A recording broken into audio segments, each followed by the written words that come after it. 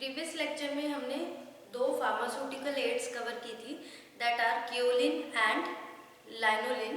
So let's continue with the next pharmaceutical aids, that is bees wax.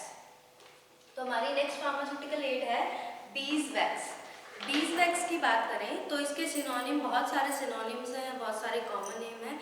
इसको yellow bees wax भी कहा जाता है, वाइट सेरा भी कहा जाता है, और इसमें वाइट बीज वैक्स भी कहा जाता है, सेरा एल्बा भी कहा जाता है. तो ये इसके सिनोनिम हो गए yellow bees wax, white bees wax भी होती है ये, सेरा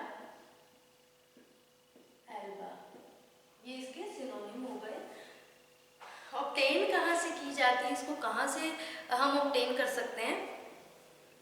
सो बायोलॉजिकल सोर्स की बात करें तो बीज वैक्स, बीज मतलब कि जो बीज होती हैं, हनी बीज होती हैं, उन्हीं के हनी कॉम्ब से ये वैक्स को एक्सट्रैक्ट किया जाता है. तो it is prepared from the honeycomb of the hive of the bees. It is prepared from the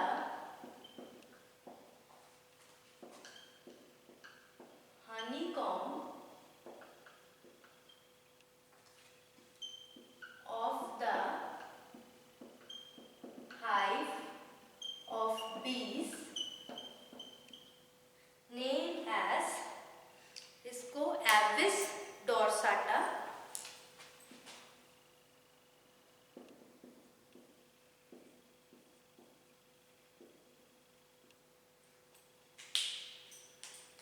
ये बॉटैनिकल नेम है किसका? हनी बी का. कि जो अब ये it belongs to the family, कौन सी? एपिडी फैमिली से बिलोंग करता है.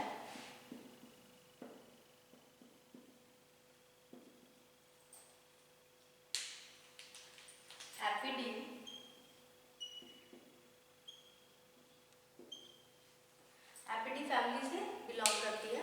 तो इसका बायोलॉजिकल सोर्स क्या हो गया? ये किससे बनाई जाती है? जो हनी कॉम्ब होता है किसका? बीज, जो हनी बीज होती है उनकी जो हाइव होती है, यानी उसमें जो हनी होता है और उसी में वैक्स होती है, ये उससे प्रिपेयर किया जाता है. और कौन सी? जो एविस डोर्साटा, बॉटैनिकल नेम है किसका? बीज का, हनी बीज का. फैमिली कौन सी फैमिली से बिलोंग करती है? एपिडी फैमिली से. उसके बाद अगर जनरल मेथड देखा जाए, इसको किस तरह से प्रिपेयर किया जाता है, तो प्रिपरेशन के लिए क्या किया जाता है? सबसे पहले हनी कॉम्ब है, जो मक्खियों का छत्ता है, उसमें क्या करते हैं? उसको जो बॉयल किया जाता है. बॉयल करने के बाद क्या होगा? जो भी इम्प्योरिटीज हैं वो क्या करेंगी? सिंक कर जाएंगी, वो डूब जाएंगी. उसके बाद क्या किया जाता है? उसकी कूलिंग की जाती है. कूलिंग करने के बाद, क्योंकि बॉयल किया था, ठंडा करने के बाद उसमें मेल्ट वैक्स आ जाती है, जो कि सॉलिडिफाई हो जाती है और वो फ्लोट करने लग जाती है. क्योंकि पानी में बॉयल किया था ना, वो फ्लोट करने लग जाती है वाटर के सरफेस पे. उसके बाद जो वैक्स है उसको रिमूव कर लिया जाता है, और ये प्रोसेस काफ़ी बार रिपीट किया जाता है जब तक उसको मैक्सिमम जो वैक्स होती है वो ऑब्टेन नहीं होती, तब तक ये रिपीट किया जाता है. तो ये छोटा सा प्रोसेस था कि जो हनी कॉम्ब है उसको बॉयल किया, इम्प्योरिटीज सिंक कर जाएंगी, जब उसको ठंडा किया तो वो मेल्ट वैक्स मिल जाएगी, और वो धीरे धीरे सॉलिडिफाई होने के बाद जो वैक्स है वो पानी के ऊपर वाटर के सरफेस पे तैरने लग जाएगी, फ्लोट करने लग जाएगी. आफ्टर देन क्या होगा? जो वाटर है, ये वैक्स है, इसको रिमूव किया जाएगा और सेवरल टाइम्स ये प्रोसेस को रिपीट किया जाएगा. मॉर्फोलॉजी की बात करें तो ये किस तरह की होती है? येलो से येलोइश ब्राउन कलर की होती है. और इसकी ऑर्डर कैसी होती है? हनी कॉम्ब से ऑब्टेन हो रही है तो हनी लाइक ऑर्डर होती है. टेस्ट भी इसका वैसा ही होता है. और सॉल्युबिलिटी की बात करें तो ये वाटर में तो इनसॉल्युबल होती है, क्योंकि वैक्स है, ऑयली फैट है, वाटर में सॉल्युबलाइज नहीं होता, तो ये वाटर में इनसॉल्युबल होती है. और जो ऑर्गेनिक सॉल्वेंट्स होते हैं, क्लोरोफॉर्म, ईथर, उसमें सॉल्युबलाइज हो जाती है. Now come to the next point, that is chemical constituent which are present in the beeswax. अब इसमें जो मेजर केमिकल कॉन्स्टिट्यूएंट्स हैं, that are myricin, cerotic acid, माइलिसिन,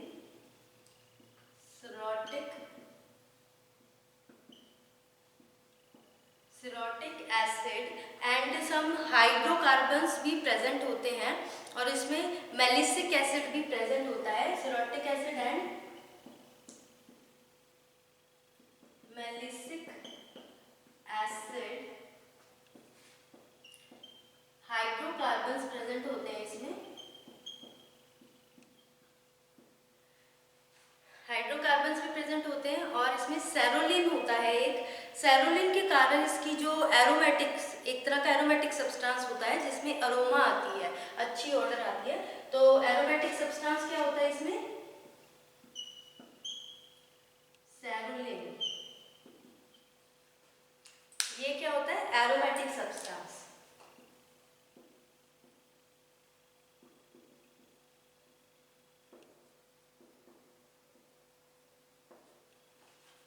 So these are the major chemical constituent which are present in the beeswax. उसके बाद next आ जाता है इसके uses क्या हैं। तो ये बहुत ही यूजफुल है। सबसे पहले वैक्स का यूज होता है कॉस्मेटिक्स के प्रोडक्ट्स में, इसको यूज किया जाता है। ऑइंटमेंट्स हैं उनकी प्रिपरेशन में इसको यूज किया जाता है। फेस क्रीम्स हैं, कैंडल्स मेकिंग में वैक्स से बनती है, कैंडल्स बनाने में, प्लास्टर्स में इसका यूज किया जाता है। और जो आप कई बार डेंटिस्ट के पास गए होंगे तो उसमें वो मोल्ड बनाते हैं, उस मोल्ड से जो टीथ की पूरी स्ट्रक्चर बना दी जाती है। तो वो मोल्ड बनाने के लिए डेंटल प्रोडक्ट में, डेंटल के पास और इलेक्ट्रॉनिक इंडस्ट्री में मोल्ड बनाने के लिए बहुत ज़्यादा यूजफुल होती है ये वैक्स। और अगर मान लो ये मैंने आपको बताया था ये येलो बीज वैक्स होती है, और इसको वाइट बीज वैक्स भी कहा जाता है। वाइट क्यों कहा जाता है? क्योंकि इसी की अगर येलो बीज वैक्स है ना, इसकी ब्लीचिंग कर देंगे तो वो वाइट बीज वैक्स होती है। बात सेम ही होती है, बस इसमें क्या होता है इसकी प्रोसेसिंग करके उसको वाइट बना दिया जाता है, वो वाइट बीज वैक्स होती है। So this is all about the beeswax. उसके बाद now let's move to the next pharmaceutical aid, that is gelatin. उसके बाद हम जेलेटिन करते हैं।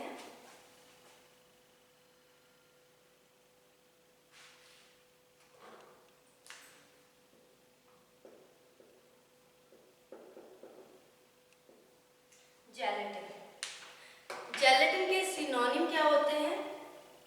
प्योर जेल होती है जेलेटिन, यानी जेल लाइक सब्सटेंस है, तो इसको प्योर जेल कहा जाता है।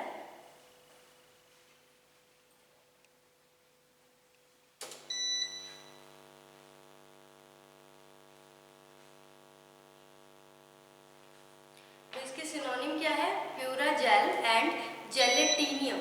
प्यूरा जेल,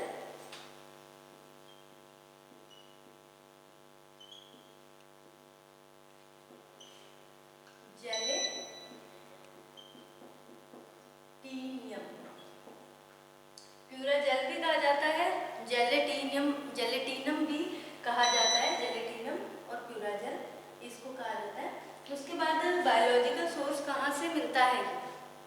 सबसे पहले तो ये क्या होता है, एक मिक्सचर होता है। किसका?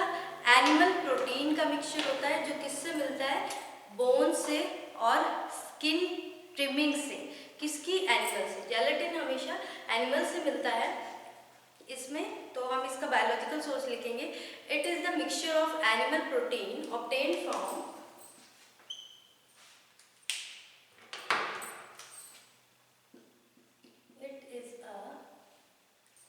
mixture of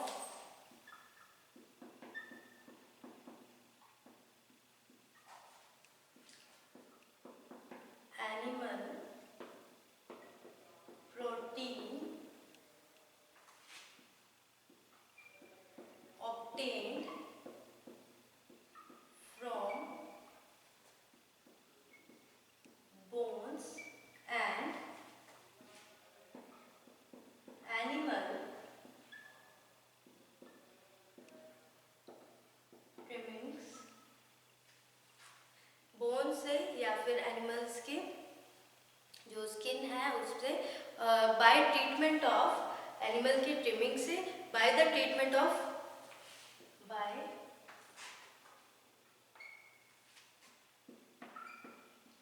treatment with hot water. तो ये इसका सोर्स होता है। होता है, एनिमल प्रोडक्ट से मिलता है, एनिमल प्रोडक्ट होता है ये। मॉर्फोलॉजी की बात करें तो मॉर्फोलॉजिकल ये क्या होता है, ये कलरलेस होता है या पेल येलो कलर का होता है।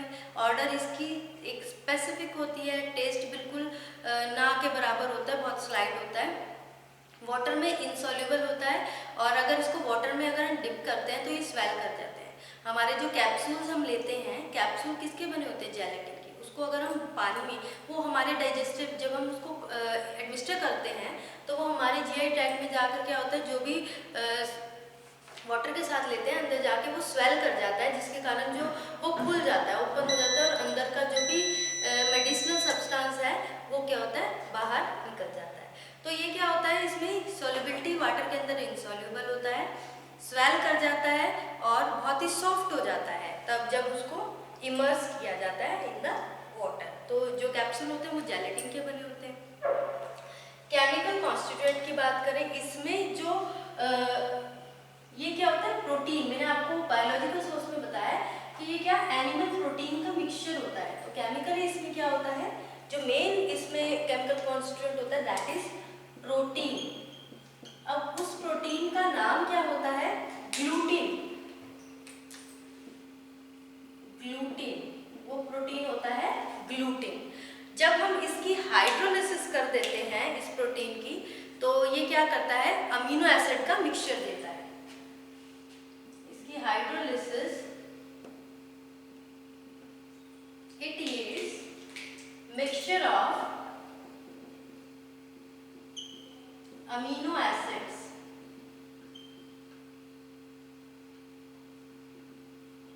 अमीनो एसिड का मिक्सचर देता है। अब इसमें कौन कौन से अमीनो एसिड प्रेजेंट होते हैं, ग्लाइसिन होता है, एलानिन होता है, वेलाइन होता है, so many, glycine, alanine,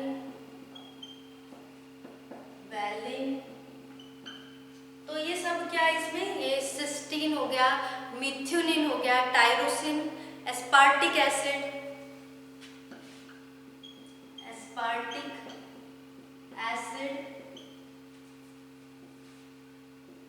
glutamic acid, और इसमें होता है lysine, histidine, arginine, lysine, histidine, arginine, ये प्रेजेंट होते हैं। तो ये क्या है, इसके मेजर केमिकल कॉन्स्टिट्यूएंट जो कि इसमें प्रेजेंट होते हैं। सो हमने इसमें किया कि इसमें ये एक तरह का प्रोटीन होता है। उस प्रोटीन को क्या कहा जाता है, उस प्रोटीन को ग्लूटिन कहा जाता है, जो क्या करता है, इसकी हाइड्रोलिसिस से क्या मिलता है, मिक्सचर मिलता है। किसका मिक्सचर मिलता है, अमीनो एसिड का। वो बहुत सारे अमीनो एसिड है, तो इसमें कौन कौन से अमीनो एसिड, ग्लाइसिन प्रेजेंट होता है, एलिनिन प्रेजेंट होता है, वेलाइन प्रेजेंट होता है, सिस्टीन, मिथ्योनिन, टायरोसिन प्रेजेंट होता है, aspartic acid, glutamic acid, histidine, arginine, ये सब इसमें प्रेजेंट होते हैं, जो कि मेजर केमिकल कॉन्स्टिट्यूएंट की तरह एक्ट करते हैं। उसके बाद नेक्स्ट आ जाता है हमारा इसमें केमिकल टेस्ट। कौन कौन से टेस्ट होते हैं, सबसे पहले तो जो जेलेटिन होता है वो क्या करता है, सोडा लाइम के साथ क्या करता है, अमोनिया, अगर मान लो जेलेटिन है,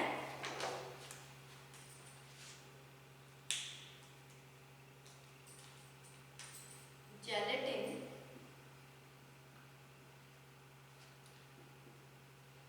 सोडा लाइम, इसको क्या किया, हीट किया,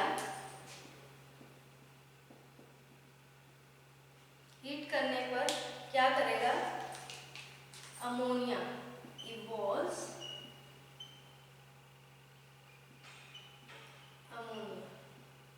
अमोनिया प्रोड्यूस करेगा।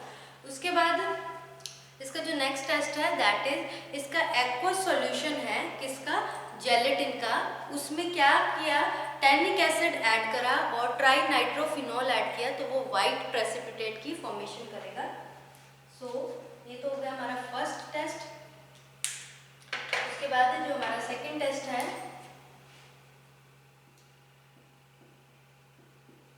जेलेटिन है, उसमें क्या ऐड किया हमने, ये इसका एक्वा सॉल्यूशन है।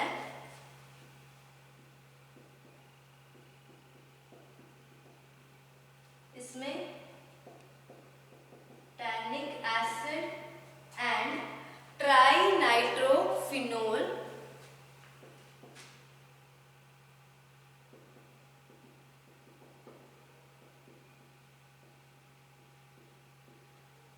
तो इसमें क्या किया, व्हाइट कलर के प्रेसिपिटेट किए विच इंडिकेट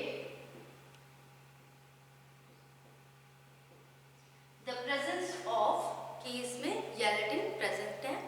उसके बाद जो नेक्स्ट टेस्ट है दैट इज, इसमें क्या किया, जेलेटिन पाउडर है। जेलेटिन पाउडर में अगर हम क्या ऐड करते हैं, मिलोन्स रिएजेंट,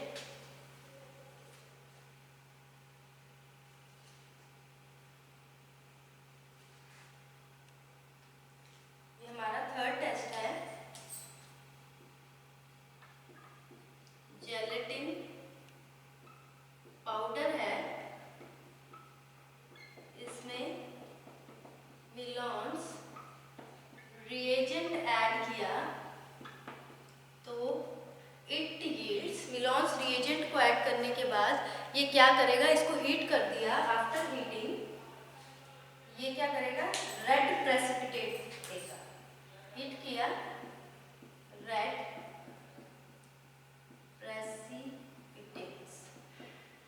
प्रेसिपिटेशन हो जाएगी, रेड कलर के प्रेसिपिटेट देगा। अगर हमने इसी जेलेटिन पाउडर में पिक्रिक एसिड ऐड कर दिया,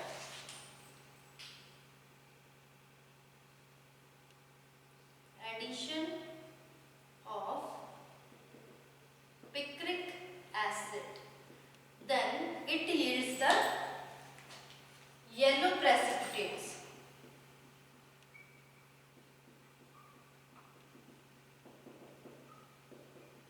तो ये क्या देगा, येलो कलर के प्रेसिपिटेट देगा। उसके बाद अगर हम बात करें जो इसका नेक्स्ट टेस्ट है दैट इज, अगर हम इसका एक्वस सॉल्यूशन ले, किसका, जेलेटिन का,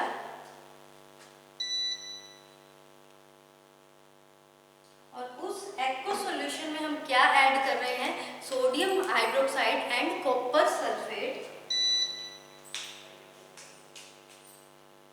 sodium hydroxide and copper sulphate, तो वो क्या देगा, ये किस तरह के कलर इंपार्ट करेगा, violet pink colour, it will impart violet pink colour which indicates the presence of gelatin. So ये इसके टेस्ट हो गए, हमने 4 टेस्ट किए हैं इसके। सबसे पहला था कि जेलेटिन था, उसमें सोडा लाइम ऐड किया और उसको हीट कर दिया तो अमोनिया की इवोल्यूशन होएगी। उसके बाद एक्वा सॉल्यूशन है जेलेटिन का, उसमें जब हमने टैनिक एसिड और ट्राइनाइट्रोफिनोल की एडिशन की तो वाइट कलर के प्रेसिपिटेट देंगे। उसके बाद जेलेटिन पाउडर में मिलोन्स रिएजेंट की एडिशन की और उसको हीट कर दिया तो रेड प्रेसिपिटेट देंगे। अगर हमने उसमें एडिशन कर दी पिक्रिक एसिड की तो वो येलो कलर के प्रेसिपिटेट यील्ड करेंगे। उसी के एक्वा सॉल्यूशन में, जेलेटिन के एक्वा सॉल्यूशन में अगर हमने सोडियम हाइड्रोक्साइड और कॉपर सल्फेट की एडिशन की then it will impart violet pink colour, तो वो वायलेट पिंक कलर इंपार्ट करता है। Now come to the next point that is uses of gelatin. बहुत ही यूजफुल होता है। एक तो ये बहुत फ्लेक्सिबल जो कैप्सूल शेल है, सबसे पहला यूज जो हम कैप्सूल खाते हैं वो जेलेटिन के बने होते हैं। तो फ्लेक्सिबल कैप्सूल शेल की फॉर्मेशन में यूज पेस्ट होते हैं, पेस्ट बनाने में, परफ्यूम्स में, फ्लेवर्स में, और ये जो बैक्टीरियोलॉजिकल जो कल्चर करने के तरह एक मीडिया, कल्चर मीडिया की तरह भी यूज़ किया जाता है। So this is all about the bees wax और जेलेटिन के बारे में।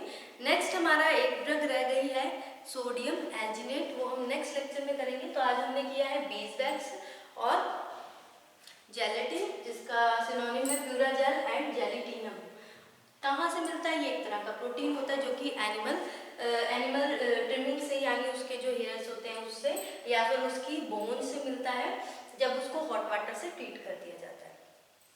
उसके बाद जेलेटिन किस तरह का, पेल येलो कलर का होता है, एक स्पेसिफिक ऑर्डर होती है उसकी, टेस्ट इसका बहुत ही स्लाइट होता है। सॉल्युबिलिटी की बात करें, आपको पता है जैसे कैप्सूल होती है वो जेलेटिन की बनी होती है, पानी में डालो वो सॉल्युबलाइज नहीं होती लेकिन स्वेल कर जाती है, फूल जाती है और उसके बाद वो सॉफ्ट हो जाती है। केमिकली ये एक तरह का प्रोटीन है। कौन सा प्रोटीन है?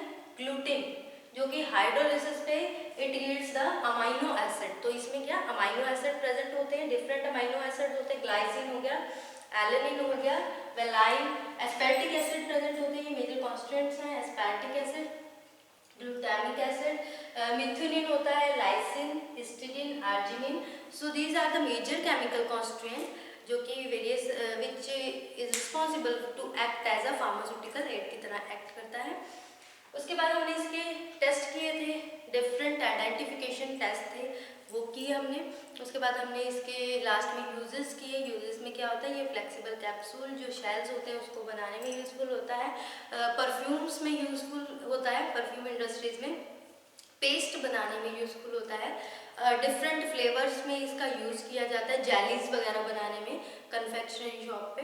और इसको जो कल्चर मीडिया बैक्टीरियोलॉजिकल जो कि माइक्रोबायोलॉजिस्ट होते हैं जो कि रिसर्च करते रहते हैं माइक्रो ऑर्गेनिज्म के ऊपर, तो उसमें कल्चर मीडिया की तरह भी ये एक्ट करता है। तो ये हमारे 2 फार्मास्यूटिकल एड और कंप्लीट हो चुके हैं। हमारा एक फार्मास्यूटिकल एड रह गया सोडियम एल्जिनेट, उसको हम नेक्स्ट लेक्चर में कंप्लीट करेंगे। Thank you students.